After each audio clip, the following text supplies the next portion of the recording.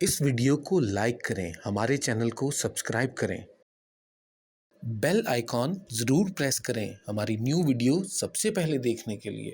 خداوند یسوع مسیح کے جلالی نام میں آپ کو سلام عرض کرتا ہوں۔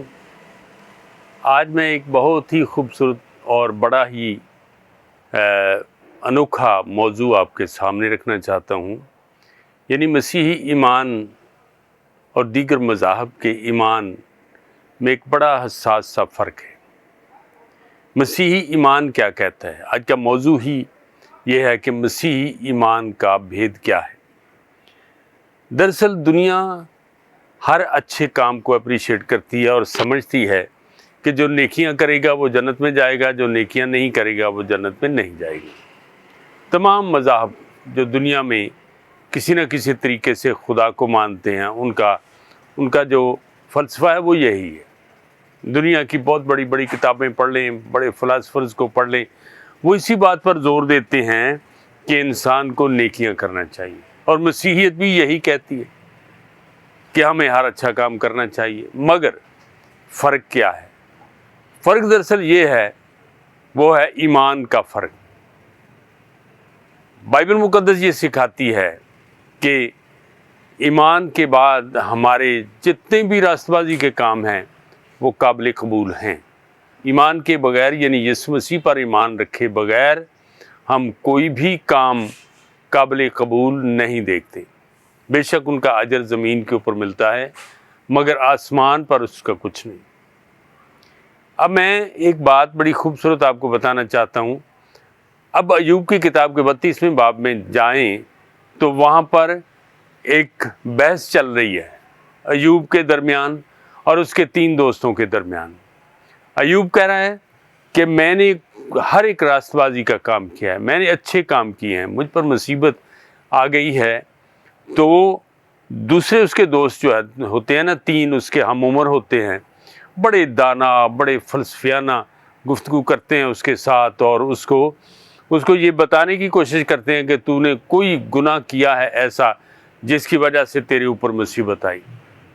اور یہاں پر ایک نوجوان ہوتا ہے، براکیل بوزی کا بیٹا، آخرکار وہ بول اٹھتا ہے، وہ جوان ہوتا ہے۔ یہاں لکھا ہے کہ براکیل کا قہر جو ہے وہ سب سے پہلے ایوب کے اوپر بھڑکتا ہے۔ اس کا قہر ایوب پر بھڑکا، اس نے ایوب کو یہ کہا کہ تو کس راست بازی کا فخر کرتا ہے؟ راست باز تو خدا ہوتا ہے، انسان تو راست باز ہوتا ہی نہیں ہے، خدا راست باز ہوتا ہے۔ اس کو کسی بھی شخص، وہ کتنے بھی نیکی کے کام کرے، اس کو راست باز نہیں کہا جا سکتا ہے جب تک خدا اپنی راست بازی اس کو نہ دے۔ اب پھر لکھا ہے کہ اس کا قہر اس کے 3 دوستوں پر بھڑکا ہے، اور ان کو بتایا کہ تمہیں کس نے حق دیا ہے کہ تم ایوب کے اوپر الزام لگاؤ، اس کو مجرم ٹھہراؤ۔ یہی بات ہمارے سیکھنے کی ہے۔ ایوب اس جواب کو سن کر خاموش ہو جاتا ہے، وہ بھی خاموش ہو جاتے ہیں، اور آخرکار اس کتاب کے 42ویں باب پر جا کر ایک نتیجہ نکلتا ہے۔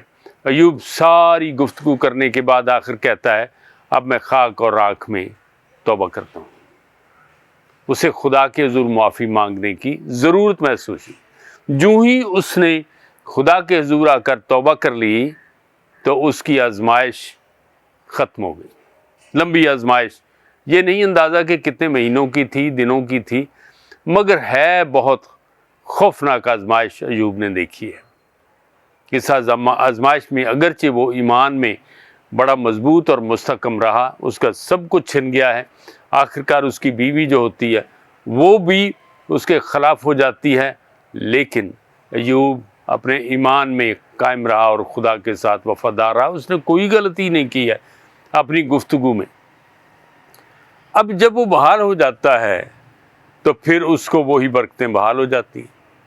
اب یہاں پر ہم دیکھیں کہ آزمائش جو ایماندار کے اوپر آزمائش آتی ہے وہ ایسے ہی ہے جیسے بندہ کسی سرنگ میں داخل ہو گیا۔ میں جب کچھ دن پہلے سوات کے علاقے میں گیا تو لوئر دیر پہنچنے تک درمیان میں مجھے یہ اندازہ نہیں ہے کہ وہ کون سا علاقہ تھا، 3 سرنگیں آتی ہیں۔ ان میں سے ایک سرنگ کافی لمبی ہے، اور جب ہماری گاڑی اس سرنگ میں داخل ہوئی تو مجھے اس کے پار ایک اور روشنی نظر آئی، ایک اور دنیا نظر آئی، اور وہ دنیا مختلف تھی، اس سے زیادہ خوبصورت لگنے لگی۔ اسی طرح سے جب ایوب آزمائش میں چلا جاتا ہے تو اس کا ایمان اس کو زندہ رکھے ہوئے تھا، جس میں ایک امید تھی، ایک روشنی نظر آتی تھی، اسی لیے وہ کہتا ہے میرا مخلصی دینے والا زندہ ہے۔